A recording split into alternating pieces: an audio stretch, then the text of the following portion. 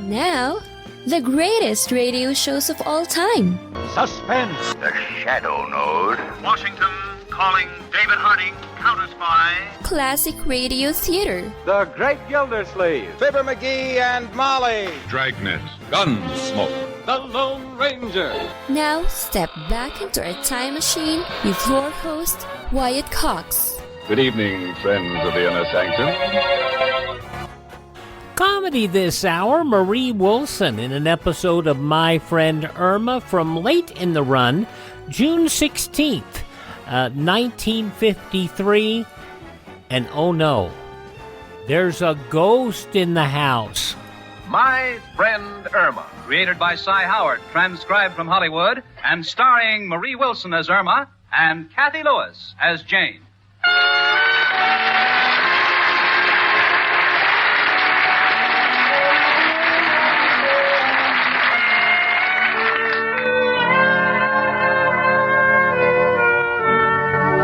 Cookie, it's getting late. Will you turn out the light and go to bed? All right. Gee, it's so dark. What makes darkness? Oh, I don't know, honey. It's simple. Darkness is caused by the fact that all the light has gone out. Oh, I see. Then lightness is caused by the fact that all darkness has gone out. Yeah. Yeah, something like that. Go to sleep, will you, honey? Okay. 1, 2, 3, 4. 1, 2, 3, 4. What are you doing? I'm counting fellows so I can fall asleep. You're supposed to count sheep. You go to sleep the way you want to, I'll go to sleep the way I want. Okay, suit yourself. Jane. What is it, Irma? What side do you generally sleep on? Oh, I don't know. I guess I sleep on my back. I usually sleep on my right side. You see, my office is downtown. When I get up in the morning, I like to start off in the right direction. For Pete's sake, will you cut it out? By the way, did you leave a note for the milkman? Note? Yeah, tell him not to leave any more milk this week. He left 4 quarts the last time. I know that was my fault. I asked him to. What for? Well, I was going to take a milk bath. It's supposed to be very good for the complexion, but when I read what milk does, I changed my mind. What was it you read? That milk has calcium and builds strong bones. So? I don't want to have bony skin. Irma!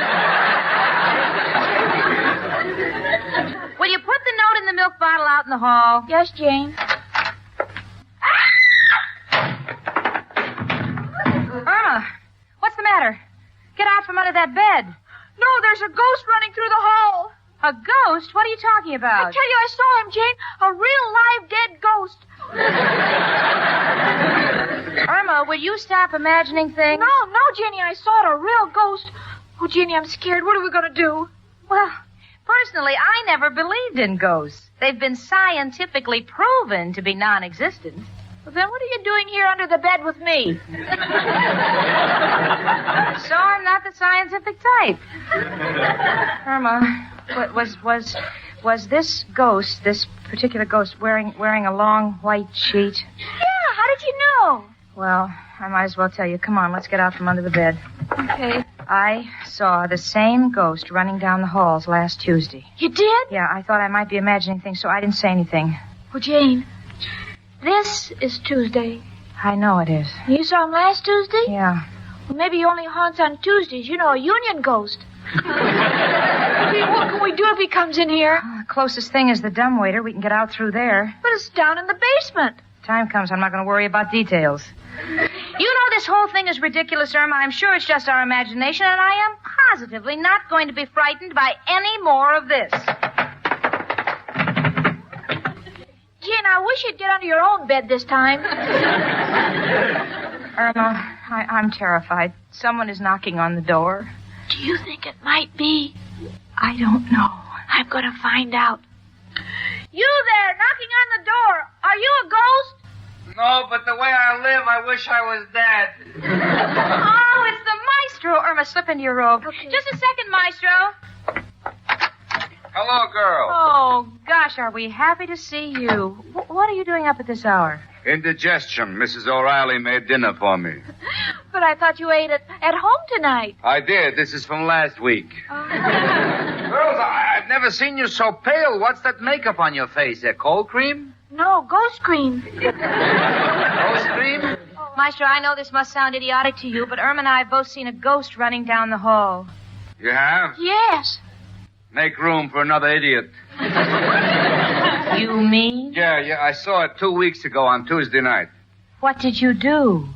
Well, being I am a man, there was only one thing I could do. I fainted.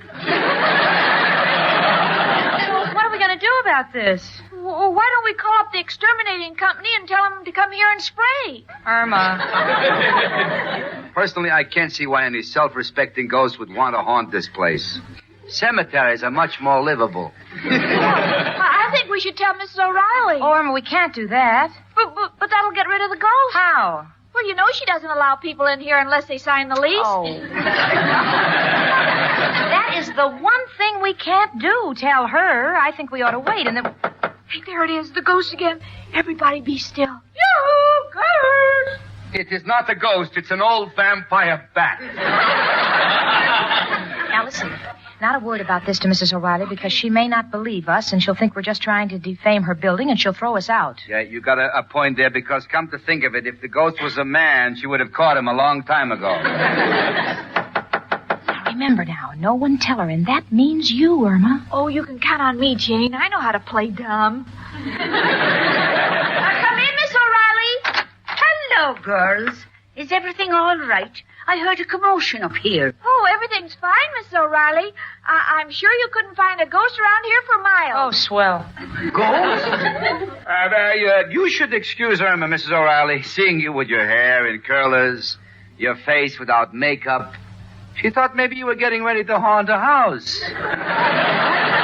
Oh, glory be, I forgot all about my appearance. I must look a mess. Well, I wouldn't say a mess. But give me time, I'll think of the word. I know. Disaster. I'll thank you to keep your insults to yourself. Girls, why you look so pale? We saw a mouse. Yeah, about 6 feet tall, wearing a white sheet. Yeah, you girls don't make sense. And Maestro, what are you doing here at this hour? Me? Well, I walk in my sleep. How come? If you had the mattress I have, you'd do a lot of walking, too. Really, Miss O'Reilly, there's nothing wrong. And what Irma said about ghosts is ridiculous. Isn't it, Irma? I'm not spooking until I'm spooking to. Go on, Mrs. O'Reilly. Go back to bed. You need your beauty sleep. Offhand, about 60 years. Now, just for that, I insist you walk me down to me door. You know, I'm afraid of the dark. Someone might try to carry me off. Not if he's carrying a flashlight.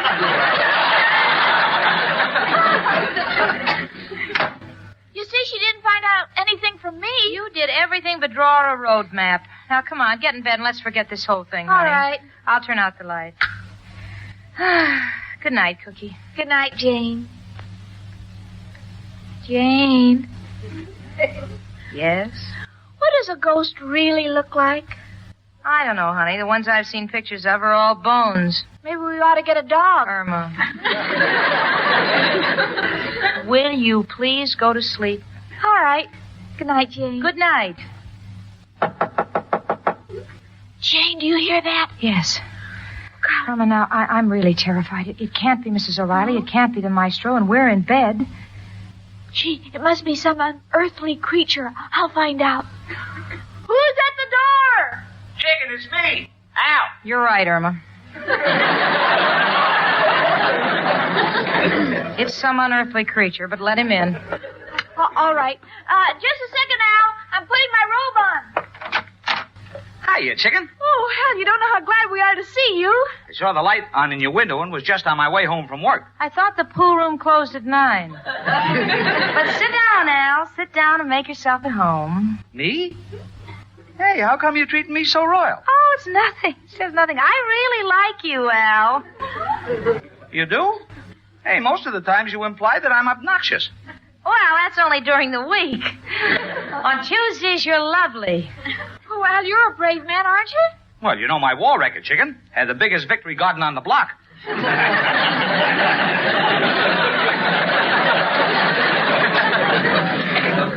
What we're trying to say is nothing terrifies you, does it? Nothing in the world. What? Having trouble? Yes, Al. Well, then I'm your man. Now, just who is this guy that's been causing the trouble? Well, he isn't exactly a man. It's hard to describe. Well, who is he? Or is it a she? I don't think so. A kid? Well, Go on, tell me. I don't care if it's a dame or a kid. I ain't afraid of either of them. see, I told you he's as brave as they come. Come on, chicken, tell me. How much does this bum weigh? Practically nothing. I'll murder him. Oh, Al, you're wonderful. Come on, Jane, we can sleep in peace. When that ghost comes back, my Al will take care of it. Won't you, Al? Al! Al! Your hero just went. Huh? Yeah. He was as brave as they come, and as they come, he went. Come on, Irma, we've got to pull ourselves together. If we don't get some sleep, we won't be able to get up for work. Come on, honey. All right, Jane. Wait a minute, I'll be right back. Where are you going? Jane, I'll only be a minute. Irma, get back in bed. I'm scared. Irma? There. Now that ghost won't dare come near us. Why? What did you do? I just put a sign on the door. Measles. June 16th, 1953, My Friend Irma on Classic Radio Theater with Wyatt Cox. Hey gang, just a note to let you know that we've notified all of our radio stations that our final episode of Classic Radio Theater with Wyatt Cox will be broadcast on all of our radio stations on June 30th of 2023. It is not something of your radio station. It's not because you haven't been responsive. It's because my doctors have said I need to take time off, and I need to take a significant time off. I can no longer work 90 hours a week. It's just that simple.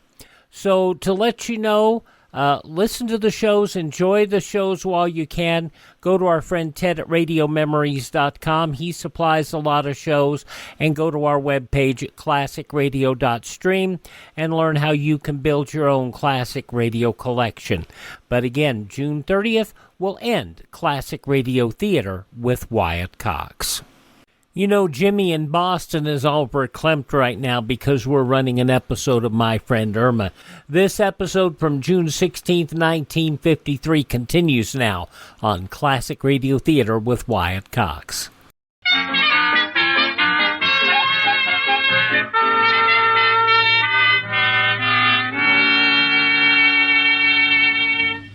Miss Peterson. Miss Peterson. Miss Peterson. Yes, Mr. Clyde? Will you please stop yawning? It frightens me. Why? Your mouth is open, and I'm afraid you're going to talk. Take this letter, please. All right, Mr. Clyde, I'm ready, and I'm wide awake. Good. To Mr. John Schwartz, President, Snag Proof Zipper Company, New York City, New York. You can't write with a nail file. I'm sorry. What's the matter with you, Miss Peterson? Mr. Clyde, have you ever had a sleepless night? Yes, right after the morning I hired you. No, seriously, Jane and I were up all last night. I saw a ghost. A ghost? Yes, I think the apartment we live in is haunted. Well, my dear girl, you have no problem. If you want to get rid of that ghost, it's simple. How? Talk to him for a while. He'll leave. I know many times after talking to you, I've wanted to leave this earth. Oh, no, Mr. Clyde, this is serious. I'm not getting any sleep, and I just don't have any vitality. In other words, when I get here, I'm not all there. You can be anywhere and you're not all there. Of all the silly, preposterous stories, seeing a ghost. Well, I did. I saw him Tuesday night, and Jane saw him last Tuesday night. Hey, and the maestro saw him the Tuesday night before that. Miss Peterson, there is no such thing as a ghost. It's just an apparition. Oh, that's ridiculous. Not one of us ever had surgery. What is more, I think... How do you like that? She's fallen asleep. Huh? Miss Peterson. Miss Peterson. Look, I don't want to be a hard-hearted boss, Miss Peterson, but are you sure you saw a ghost? Positive he was running down the hall. Fast? Oh, real fast. Well, he sounds happier than you. You go home and send him here to work. You're not going to help me, Mr. Clyde? Help you? I want to tell you something, Miss Peterson. I'm running a law office, and if you do not come to work with all your faculties, as limited as they are, I'm going to replace you, because right now you're non-compass mentis, incoherent, lackadaisical, and completely dispensable. I am? Positively. Mr. Clyde, would you please put that in writing? Why? I might want a reference for my next boss. Get out of here!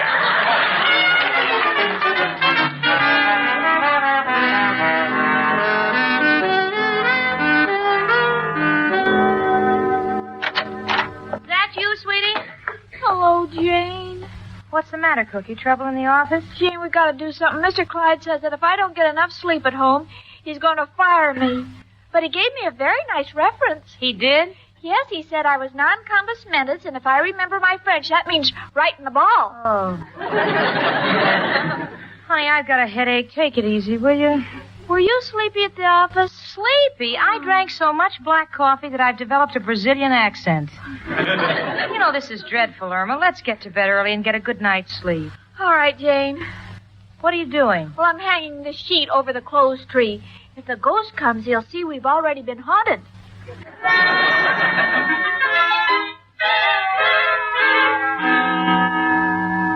Miss Peterson, this is Thursday, and you're still asleep at your desk. Don't tell me you saw the ghost last night.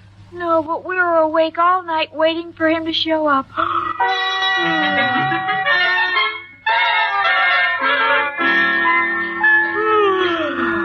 Miss Peterson, this is Friday, the third morning I found you sleeping on the job. Oh, Mr. Clyde, I'm so dopey. That is the understatement of the year.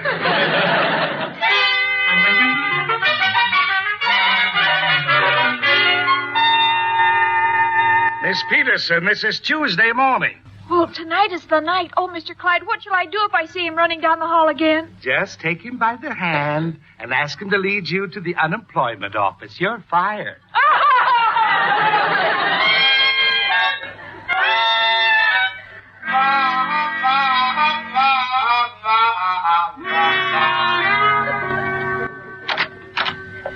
Jane. That's you, Cookie? Irma, what's wrong? I've been fired. Oh, that's terrible. How are we going to get along? What do you mean? I've been fired, too. Rather, I told Richard I just couldn't go on taking a salary and coming to work every morning half asleep. Irma, do you know that the time has come for action? We'll just have to tell Mrs. O'Reilly the truth and move. When we get back to normal, I'm sure we can get our jobs back. Come in. It's me again, Maestro Wandigan. Well, girls, it's Tuesday night again. I thought maybe you'd like to go for a little walk. Walk? Where to? Boston, we can be back tomorrow. No, Maestro, no. We have decided to face the issue. We're going to tell Mrs. O'Reilly we think the place is haunted and we're moving. Oh, no, girls, you can't move. It'll break my heart. Oh, we can't sleep, can you? Well, yeah, but only because I keep telling myself the ghost is much better off than I am. What do you mean?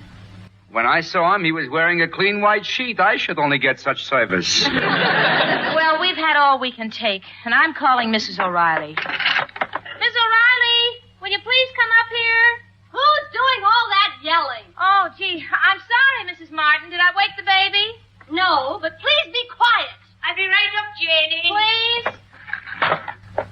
Now, Irma, I'll do the talking, huh? What has my life come to that you girls are going to leave? And yet, how can I stop you? I saw the ghost with my own eyes. If I could only figure out who it was that was coming back to haunt me. It couldn't be my school teacher. The day I graduated, she said she never wanted to see me again. Irma. Be still. Yoo-hoo! It's me, Mrs. O'Reilly. Come in. Hello, girls. Maestro. Greetings. What's the trouble, Janie, darling? Mrs. O'Reilly, I don't know how to begin this, but... Mrs. O'Reilly, we want the truth. Have you rented out one of your apartments to a person who is not living? What? No, they're all living. A couple of them are deadbeats, but they're still alive. Look, what we're trying trying to say, Mrs. O'Reilly, is that, well, I know that this sounds unbelievable, but every Tuesday night a ghost in a white sheet has been roaming the hall. Glory be, are you sure? You can ask the maestro. He's seen him, too. That's right, Mrs. O'Reilly. Probably someone who died over 1,000 years ago. He keeps coming back to find out what keeps you going. Oh, shut up. I hate to say this, Mrs. O'Reilly, but Irma and I haven't slept a wink since it happened. We're going to have to find another place to live. A ghost in my building? Glory be, I believe I know who it is. You do? Yes. It must be my late husband, Clancy. The poor man probably misses me. I thought that's why he went in the first place, to get away from you. Bite your tongue. My poor dear Clancy worshipped me. He practically threw himself at my feet. Mm-hmm. Yeah. This could only be because he wanted to escape and he thought they were boats. Now listen here, you. Now, please, this is no time to argue. You have to do something about this. I'm convinced it's Clancy, and there's only one way to handle the situation. How? If I could get through to him, hold a seance and explain to him that he's frightening the tenants. Sea ants? I've heard of red ants and picnic ants, but sea ants, do they swim? Irma. Now, Janie, if you'll put out the lights, we can all sit around the table holding hands so I can make contact with the spirits. Miss O'Reilly, let's have no drinking at this hour. Cookie. Back to the seance shortly. June 16th, 1953. My Friend Irma on Classic Radio Theater with Wyatt Cox. The seance continues following these messages from your favorite radio station.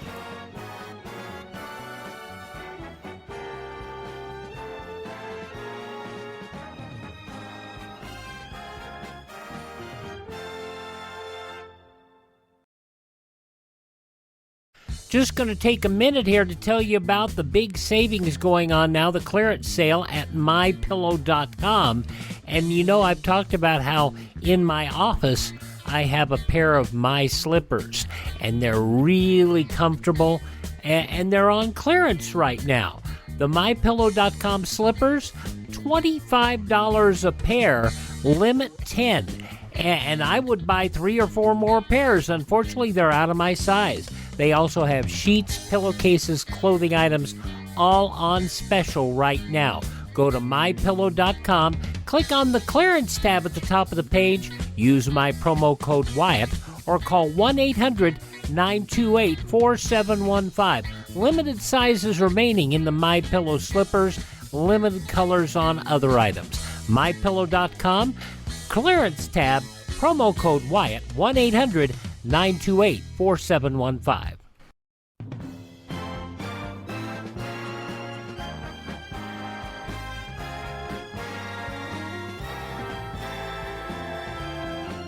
Thanks for tuning in to Classic Radio Theater with Wyatt Cox here on your favorite station. Now the conclusion of My Friend Irma starring Marie Wilson, June 16th, 1953.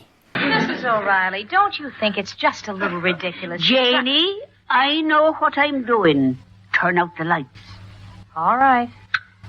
Fine. Now that we are in complete darkness, everybody hold hands. All right, but I warn you, if you're using this as an excuse to get fresh, I'll leave. Be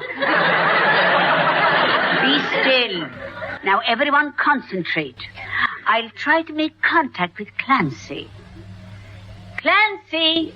Oh, Clancy, way out there. Yoo-hoo, Clancy. This is Kathleen. Remember me? Dimple? Am I coming in stronger? Try channel 2. Be still. Clancy! Oh, Cuddles, this is your little Cubie doll. Yeah. Who now looks like a baseball has been thrown at her? Maestro. Oh, Clancy! Come to us, Clancy! Isn't he polite? He's knocking before he comes in. Come in, Clancy! Hey, folks. Hey, why are you all sitting around the table? There ain't no food on it. Well, Miss O'Reilly's holding a siesta. Sea ants. Sea ants, what for? I'm trying to get through to my late husband, Clancy, so he'll stop haunting the building. Now just sit down and hold hands with the person next to you.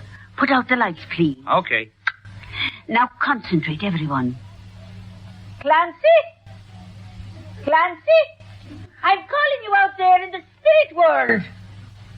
Ah, I think I'm getting something. Oh, I see a small light in the distance. It's the one in the refrigerator. Al, will you please sit down? Okay.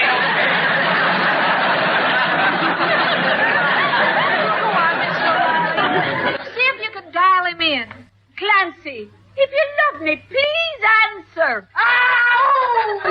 He answered. Sounds like he's running away. He must have seen you. Somebody quick. Quick, go to the door and see if he's there. Oh, not me. Please. Hey, I'll go. Hey, I bet it worked. You bet what worked? I put carpet tacks in the hall. Carpet tacks? Wait a minute. I'll be back. Where is she going? I don't know. Mrs. O'Reilly, the seance is over. You can let go of my hand. What's the hurry? I want to talk to a few more ghosts I know. Well, Jane, what's the news? Did you see the ghost? Yeah, I saw him. Well, where is he? Jane, what are you laughing at? Mrs. Martin has him by the ear. The ghost? Yeah. Jane, will you please explain? Every Tuesday night, Mr. Martin has a poker game, and so he can't sneak out to meet the boys. Mrs. Martin hides his clothes, so he runs down the hall in a sheet.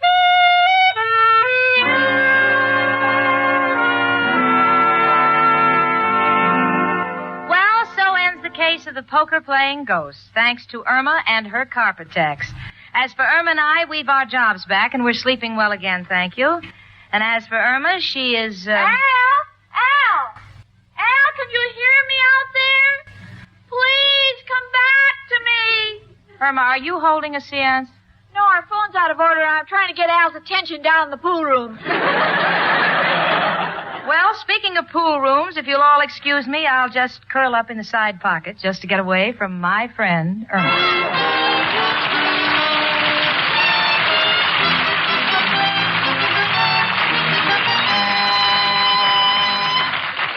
June 16th, 1953, My Friend Irma on Classic Radio Theater with Wyatt Cox. Now on Classic Radio Theater with Wyatt Cox, an episode of Little Orphan Annie. This episode goes back to June 16th, 1936.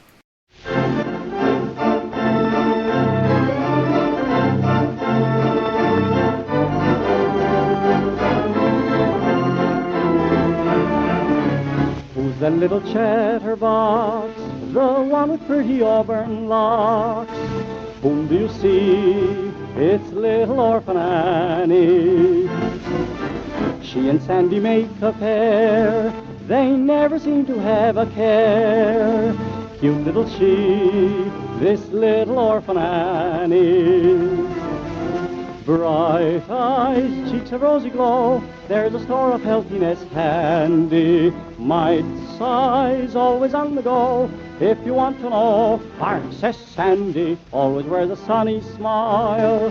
Now wouldn't it be worth the while if you could be like little Orphan Annie?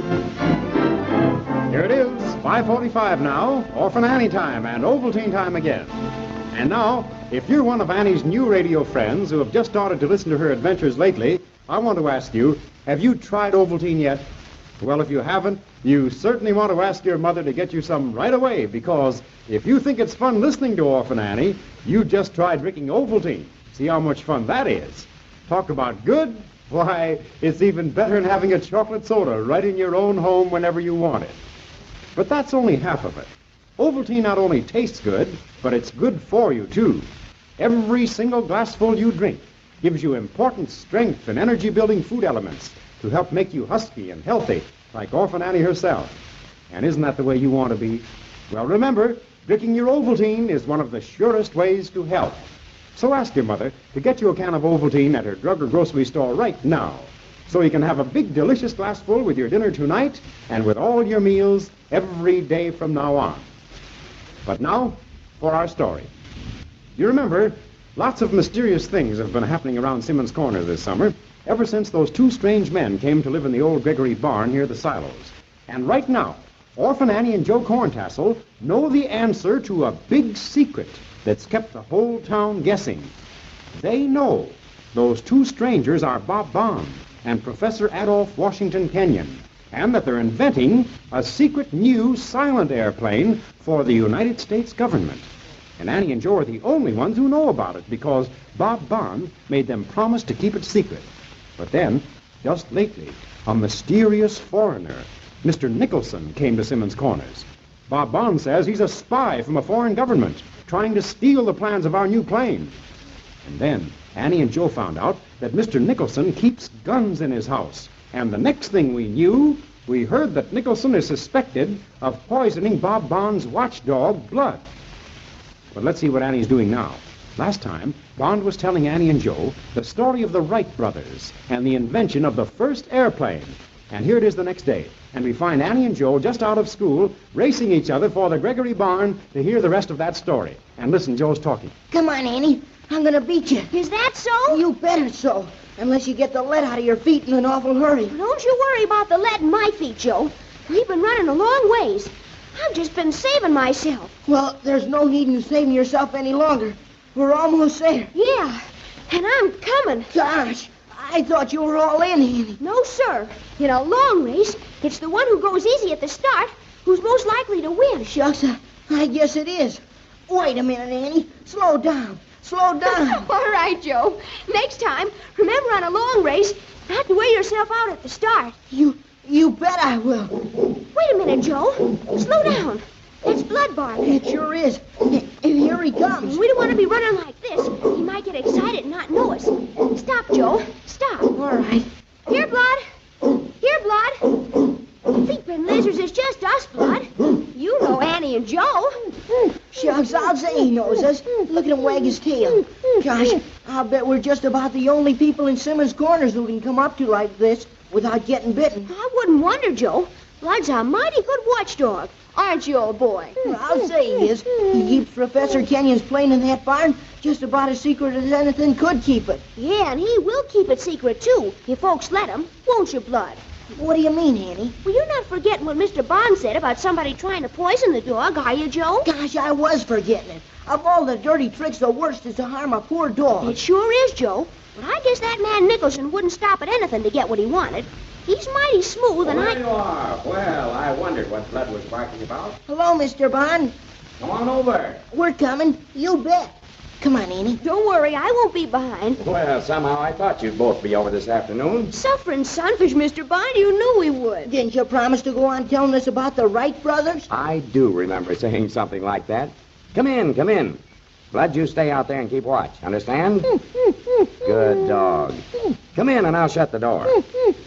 So, you remembered about the Wright Brothers, eh? Did we? Shucks, all during my geography lesson today, I was seeing airplanes flying across my map of the United States. And that's exactly what airplanes are doing, Joe. Flying across the map of the United States at all hours, day and night in all directions, carrying the mail and uniting our whole country in a network of airlines, just as it's already united by a series of railroads. Gosh, I never looked at aviation like that before. That's what it amounts to now.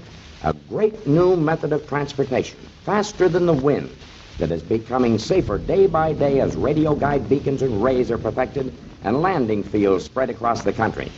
And all because 36 years ago, back in 1900, Wilbur and Orville Wright, two American brothers, started their first experiments with the airplane. God. Well, tell us about it, Mr. Bond. Wait a minute. Let's get a little more comfortable if I'm going to tell you the whole story of the Wright brothers. Professor Kenyon's working in the next room, but well, we can go through this door to where the plane is and sit on that old workbench of ours. Come on. Did anybody try to hurt Blood last night, Mr. Bond? No, nothing at all last night, Annie. Just that one dose of poison, of which you didn't eat enough of to kill him. I guess Nicholson's laying back and waiting. Here we are. Hop up. Get comfortable. I'll just light this old pipe of mine. There. That's good. Now then, what do you want to know? Shucks, all about the Wright Brothers, Mr. Bond. Well, that's a pretty big order, Joe. Because there's a lot about the Wright brothers. They were remarkable men. You got yesterday's yesterday, Mr. Bond, to where their father brought him a little model airplane. Oh, yes, yes. Well, that toy, that little model airplane, set those two boys, Wilbur and Orville Wright, off on their great invention. I've always thought that parents who gave their children mechanical toys might be helping them greatly in their futures. Well, anyhow, the two Wright boys became interested in aviation from that moment. But they had their livings to make, so they made bicycles to make those livings. What happened? They spent a lot of money, Annie. All they made, in fact. But they weren't discouraged by their failures. No, sir. They picked a place on the Carolina Sand Flats by the Atlantic Ocean, a place called Kill Devil Hill, 4 miles south of Kitty Hawk, for their first experiments in gliding. Gliding? Oh, yes, yes. The Wrights were two good scientists to try to walk before they learned how to crawl. They wanted to know all there was to know about the air before they tried to fly in it. So, for a whole year, they sent up different kinds of kites and experimented with them, learning everything they could. Then, the next year, 1901, they tried gliders, planes built to carry a man merely on the current of the wind and without power. It was during these experiments that they learned how to curve the surface of their planes so they would sustain them better in the air. And then what happened? Well, then, after 3 years of experimenting, they were ready for the great test. They built a plane with a motor in it and propeller, a power plane. A plane they hoped would be able to lift a man from the ground with its own force. And did it? Oh, not so fast, Joe. The Wright brothers weren't in such a hurry. Remember, they spent 3 years before they even got to this power plane. And a queer sort of plane it was, judged by the planes of today. A biplane. That means it had two planes, one built over the other. And there was no place for the operator to sit. He had to lie on a sort of a platform, flat on his face. Gosh! But the Wright brothers built it carefully and by themselves, and then took it to pieces to Kitty Hawk, where they assembled it. Now, Kitty Hawk, with its sand dunes, is a lonesome place. There's nothing but sand and the sea there. Sand and the sea and the sky and a wind that always blows. But there, on those lonesome sand dunes, Orville Wright, son of an American minister, was the first man in the whole world who ever soared into the air in a plane powered by a motor. Leaping lizards. He actually did it, Mr. Bond? Yes, he actually did it, Annie. On a cold, wind-blown day, the 17th of December, 1903. Only 5 people besides his brother Wilbur saw the flight, and these were mostly Coast Guards from the Atlantic. But the plane did soar into the air, though it only stayed in the air for 12 seconds. But history had been made. History that was and is to change man's whole means of transportation. For on that December day, 33 years ago, man first succeeded in conquering the air in a machine that lifted itself with its own power. Gosh, that's pretty wonderful. Wonderful? Why, Joe, it's the greatest thing that's happened on this earth in the last 100 years. That little flight of Orville Wright's at Kitty Hawk. It meant that man had conquered the last element, the air. It's pretty exciting, all right. What happened after that, Mr. Bond? Well, after that first flight, the Wright brothers would... Listen to what, Joe? Don't you hear? Isn't that blood barking? Say, that is blood. Wait till I have a look out this window. What's up, Mr. Bond? I don't know. I can't see anything yet. Boy, he's sure barking at somebody. Just listen to him. Leaping lizards, what's happened? That was a gun. Somebody shot Blood. Come on. Gosh, come on, Annie. You bet I'm coming. If anybody's killed Blood, I'll... Shucks, he's not killed. Listen to him howl. Hurry, Mr. Bond. Oh, this lock's stuck. It's stuck. There it is. Here, Blood. Here, Blood. Joe, look, over there, just going into the woods. I don't see anything, Annie. Well, I did. Well, good old Blood. What's the matter, boy? What is it? Suffering sunfish, Mr. Bond. He has been shot. Look at his front leg there. Let me see, boy. Let me see now. I'm not going to hurt you. That's a bullet wound, all right.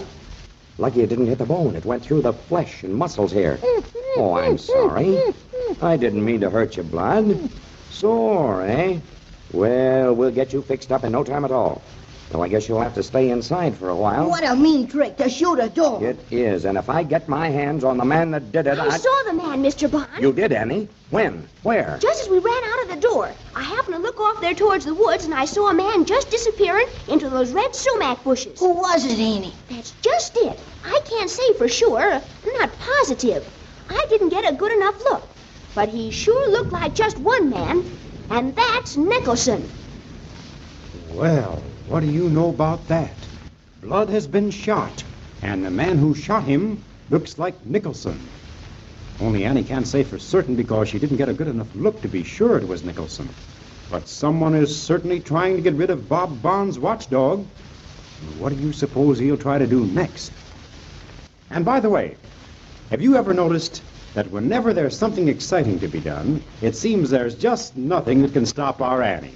And I guess that's why so many boys and girls want to know how they can be like Annie, peppy and healthy, and ready for whatever fun's popping around them. Well, now here's the tip. One of the very best ways to start is to drink Ovaltine every single day, with meals and in between meals, too. All those important minerals and vitamins and things contained in every glassful of keen-tasting Ovaltine may help to give you real Orphan Annie pep.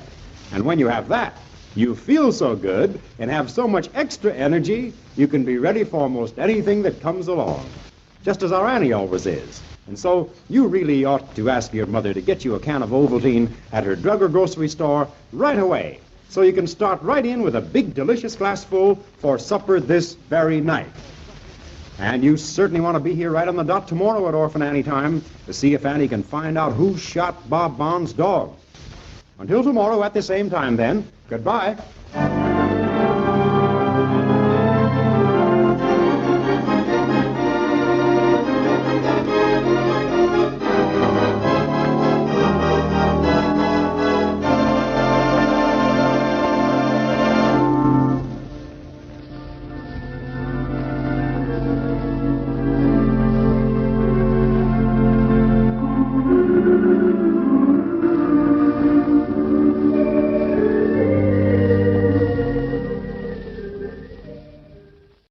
From June 16th, 1936, Little Orphan Annie here on Classic Radio Theater with Wyatt Cox. Boy, I'll tell you, it's fun stuff, isn't it? Thank you so much for making us a part of your day here. And always remember, if to thank this radio station, support their advertisers. It's their kindness and courtesy that allows us to be with you each and every time we roll around here on your favorite radio station. Now, if you miss a day, you don't have to miss a single show. All of our shows are available on demand by going online to classicradio.stream. That's classicradio.stream. You can stream our shows on demand. You can also find a list of podcast sites that have our shows available. You can also find our social media links, and you can also buy me a coffee. Now, the buy me a coffee money helps us maintain our distribution channels. It also helps us maintain and acquire, I should say, additional classic radio programs. That's at classicradio.stream. Classicradio.stream. Thank you so much for tuning in. Tell all your friends the greatest radio shows of all time are right here at this spot on the dial. Classic Radio Theater with Wyatt Cox on your favorite radio station.